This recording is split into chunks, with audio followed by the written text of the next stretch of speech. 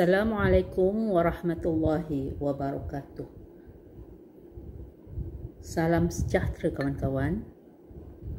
Alhamdulillah dapat kita bertemu sekali lagi di Cik Cuk Channel 5306. Hari ini kita akan berkongsi membuat satu lagi kuih tradisional yang selalu dihidangkan sebagai juadah di hari raya, iaitu kuih bangkit santan.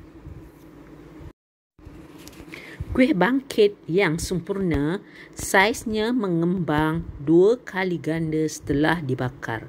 Ianya ringan, bahagian luarnya rangup dan di bahagian dalamnya mempunyai rongga-rongga yang kecil serta sangat rapuh. Baunya harum, rasanya lemak manis, masin dan tidak jemu menikmatinya. Signature kuih bangkit santan adalah cair di mulut. Langkah pertama adalah penyediaan tepung yang akan kita sangai atau goreng tanpa minyak.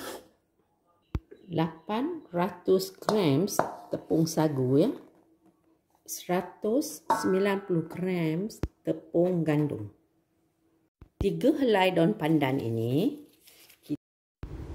dipotong panjang-panjang begini untuk mendapatkan aroma tepung yang sangat wangi. Tujuan kita sangai tepung ini adalah untuk mendapat tepung yang lebih kering. Jadi kuih bangkit yang kita hasilkan nanti akan menjadi lebih rapuh dan juga lebih ringan.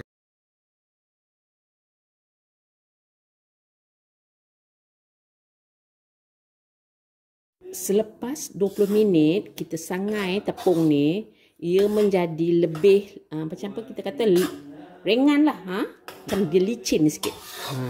Okey, dan daun pandan pun panas tak boleh. Daun pandan pun dah bertambah kering. Ya. Jadi tutup api. Okey, tapi jangan lupa kita terus kacau untuk mengelakkan bahagian bawahnya yang masih lagi panas tu menjadi hangit. Biarkan tepung yang telah disangai sejuk di ruang suhu bilik sekurang-kurangnya 4 jam. Tetapi lebih baik kalau kawan-kawan sangai tepung ini dahulu 1 hari supaya dia betul-betul disejukkan. Buang daun pandan yang telah kita campurkan tadi. Kita nak tengok macam mana keringnya daun pandan kita ni tadi. Tengok tu, hancur. Tengok tu. Ya. Memang rangup. Campurkan 1 sudu teh baking powder. Kawan-kawan ayaklah tepung ni sehingga semuanya habis dilakukan. Okey. Kita dapat 700 gram tepung yang telah diayak dan lebihnya lagi 100 gram. Yang ini kita guna kemudian lah ya. Masukkan 700 tepung yang telah kita sangai tadi. Okey. Bahagian yang kedua adalah penyediaan paste santan. Kita memerlukan 2,5 biji kelapa. Jadi tiap-tiap satu bungkusan yang besar ni adalah 1 biji kelapa bersamaan dengan 220 gram. Dan yang kecil ni adalah setengah biji kelapa bersamaan dengan 110 gram. Santan ini adalah santan yang segar yang baru saja dibeli oleh Cik Cuk di pasar ya. Masak santan ni sehingga mendidih ya. 200 gram gula halus dan juga 1 sudu teh garam ya. Dan kita kacau lah sehingga ianya menjadi pekat. Dan kita gunakan api yang sedang kecil ya. Setelah 20 minit kita kacau sirap santan ini, ianya telah menjadi lebih likat. Jadi macam mana kita nak tahu ianya dah telah likat? Kita tengok ya. Dia turun tu tak ada laju sangat. Yang keduanya, kita tengok dia melekat di belakang kita punya senduk ni. Jadi bolehlah kita tutup api dan biarkan ianya sejuk. Tengok ya, dia dah jadi macam likat macam tu. Ya, likat. Okey. 3 biji telur kita akan ambil yang kuning sahaja. Okey. Kacaukan telur kuning ni macam ni saja. Okey. Tak perlu. Ini adalah paste santan yang kita buat dan kita akan masukkan kita punya kuning telur dalamnya. Kita gaul sehingga semuanya sebati. Kita punya apa tadi, paste sama telur tu, dan kita gaul. Okey, kita tambah lagi ya, dan kita gaul. Kita akan gaul menggunakan tangan sajalah sebab dia dah bertambah kental ya. Ini. Selepas 30 minit dough diuli, ianya tidak pekat di tangan lagi. Okey, kita dapat 2 ketul adunan dough kuih bangkit yang telah kita buat tadi. Sekarang kita akan tutup dan rehatkan dia. Inilah ya, 2 jam atau lebih pun boleh. Okey. Dan ini adalah baki ataupun balance yang masih ada. Jadi kalau kita punya dough tu terlampau pekat ataupun susah nak dibentuk, kita campurlah adunan santan gula ni. Tetapi jika dough kita terlalulah cair, kita bolehlah guna tepung yang telah disangai ni. Dan tepung yang disangai ini jugalah yang akan kita tabur atau guna untuk membuat ataupun membentuk kita punya kuih bangkit nanti. Okey. Ini kita guna silikon mat. Lepas tu kita bubuhlah plastik. Kita ambil sebahagian daripada adunan kita tadi tu. Dan lipatkan plastik kita ni. Sama besar. Dan kita tekan sikit. Macam tu ya. Lepas tu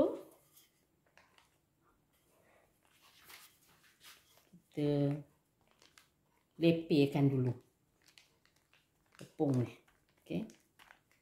Okey. Dah kita lepir macam tu baru kita canai.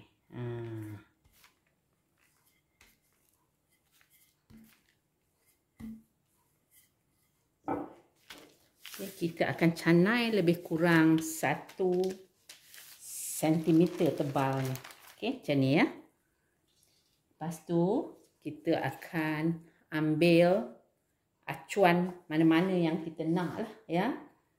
Acuan tu kita kena masukkan ke dalam tepung yang telah kita sangai macam ni supaya kuih kita ni mudah untuk keluar nanti macam ni ya. Okey, dah kan? Kita tolak ni pakai jari hantu ni. Kita tolak macam tu. Dah jadi satu. Tengok ketebalan dia 1 cm ya. Lagi sekali kita tekan. Lepas tu tolak. Okey, 1 cm macam ni. Dan ulang-ulanglah buat begini sehingga semuanya habis dilakukan. Kalau macam ni ya, dia dah terkeluar sendiri, kita boleh juga bawa dia keluar macam tu. Okay, lagi satu. Okay. Ini nampak macam dah susah sikit nak keluar. Kita bubuh dalam kita punya tepung. Ya. Dan buat lagi.